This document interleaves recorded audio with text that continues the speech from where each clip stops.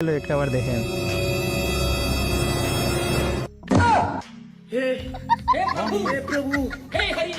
বিয়ে বাড়িতে তাও আবার ক্যামেরার সামনে হাতে নাতে ধরা, বাইটির সম্মান থাকলো না গাইজ।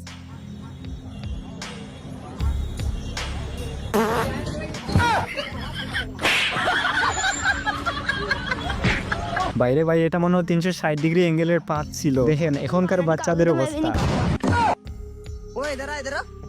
बाबू 2 मिनट रुको, 2 बच्चे बुला रहे हैं। জীবনে কি করলাম, না আছে বাবু না আছে সোনা। গাইজ দিন যখন খারাপ যায় তখন আমার অবস্থা।